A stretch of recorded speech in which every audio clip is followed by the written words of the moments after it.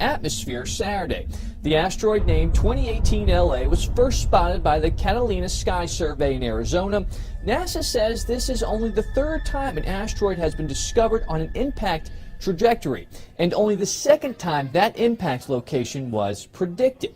The asteroid burned up in the atmosphere over South Africa, and there are no reports of damage. But the fact they were able to spot and predict this asteroid gives a boost of confidence to the programs tasked with tracking them.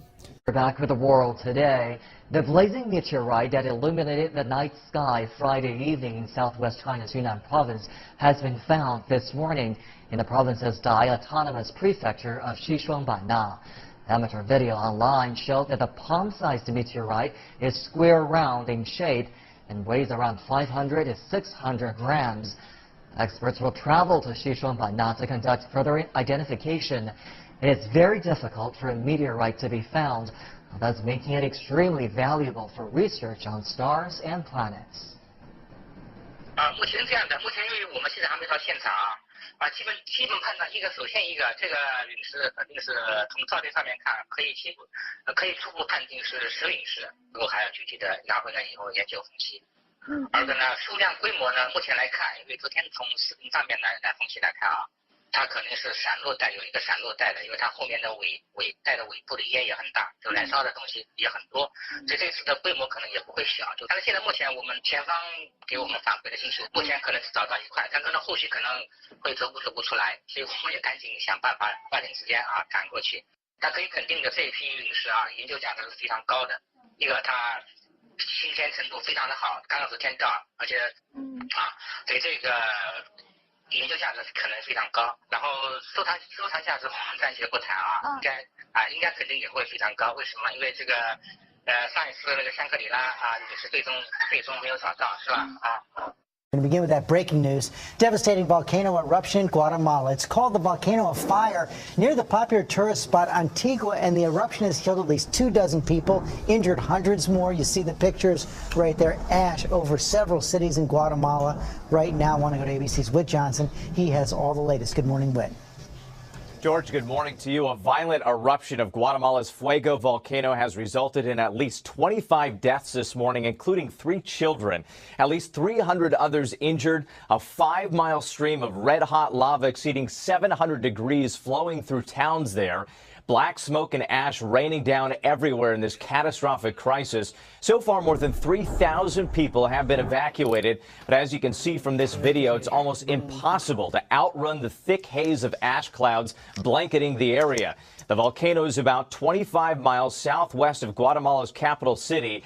Ash can cover a 9-mile radius, causing extreme mudslides and rivers to overflow. This volcano's name means volcano of fire in Spanish. In this video, taken last year after an eruption, the lava illuminates just the sheer size of this volcano. This explosion is expected to impact nearly 2 million people.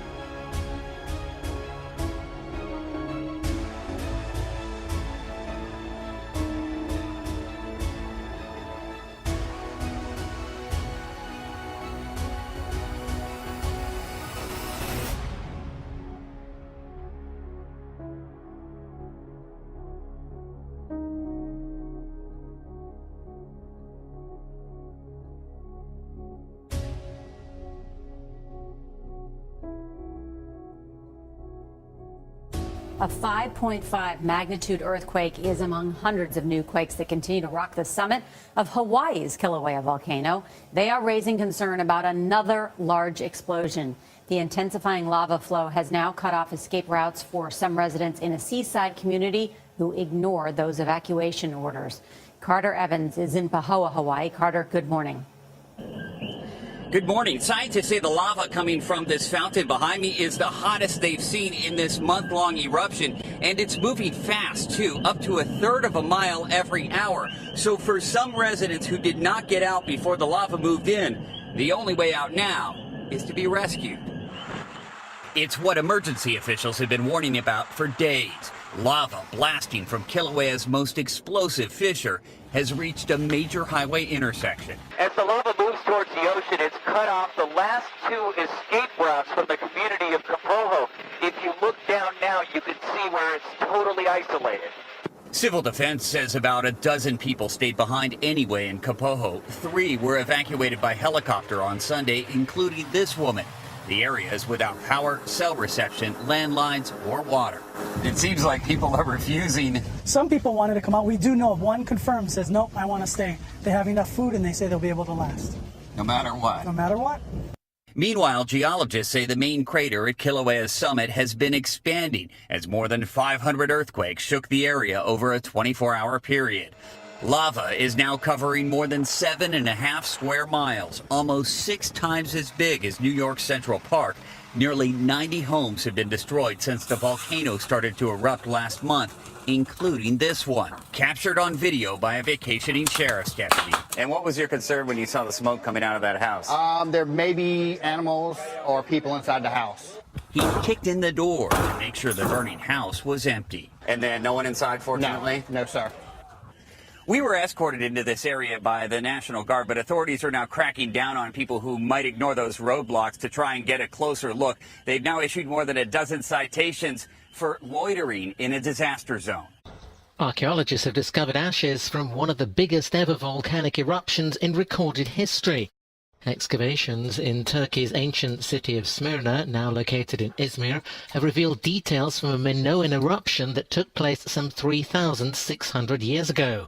Smyrna was established about 5,000 years ago by the Greek tribe of Aeolians and later inhabited by Ionians. But it was mostly abandoned after it was captured by the Anatolian kingdom of Lydia in the 6th century BC. Archaeologists say the ashes will tell them a lot about the history. Now that we have identified those ashes with a more extensive work here, we're making an historical record of them. This work will provide an insight for the archaeological community.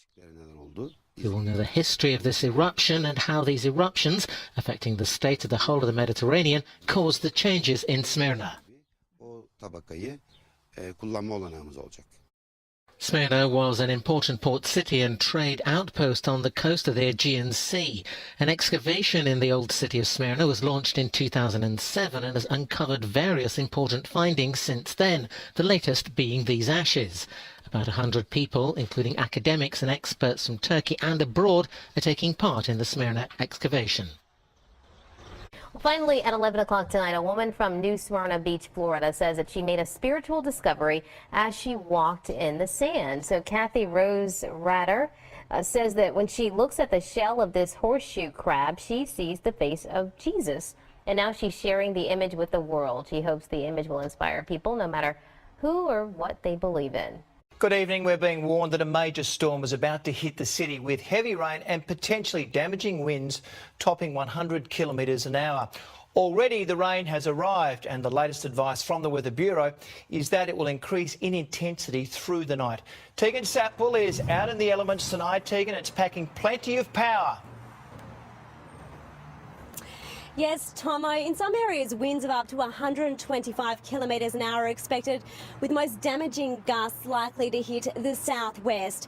It'll all hit at the same time as high tides, and that has authorities worried about erosion on our beaches. Some are already in trouble. A WA day storm brewing off the coast, set to batter the state within hours. bringing with it strong winds and monster tides. For the second time in a week, businesses perched on the edge of dunes at Fremantle's Port Beach are preparing for the worst. We'll be here late through the night keeping an eye on it. Not that there's much we can do with Mother Nature. And it's not the only part of the Perth coast facing a serious erosion threat. Fragile coastal areas expected to bear the brunt of a storm authorities say poses a triple threat of wind, fire and flooding. The wild conditions will hit coastal areas around midnight and increase throughout Tuesday. It's the first major cold front of winter, packing wind gusts of up to 125 kilometres an hour, which authorities say could cause significant damage to homes. We see these weather systems a few times a year, but this one will be windier and cover a larger area than a typical front. The Perth metro area in the firing line. 100 km/h winds expected between Exmouth and Walpole, extending inland throughout Tuesday. South coastal parts will be hardest hit, with possible gusts of up to 125 km/h between Bunbury and Walpole. Homeowners urged to prepare now. That would include securing things like trampolines, children's playground equipment and garden furniture. Authorities also warning people not to light controlled burns. There's still a significant amount of dry country out in the warning areas, and we're very keen to avoid outbreaks of controlled burns as we saw a couple of weeks ago in the Great Southern region.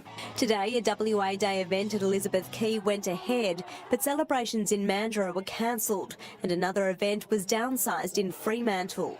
Despite the wild conditions, there's little relief for farmers. Agricultural regions unlikely to get more than 20 millimetres of rain. Business Insider reports that at least 17 of the 18 patients infected in an outbreak of the Nipah virus in India have died. According to the World Health Organization, Nipah can be transmitted between people, and there is no cure or vaccine. Fruit bats are the natural host of the disease, and it has killed between 40% and 75% of infected people in past outbreaks. Many of the victims have been from one family in a city in the Indian state of Kerala. At least 1,400 people have been quarantined while doctors wait to see if anyone displays signs of infection. Fortunately, experts say they believe the outbreak has been contained.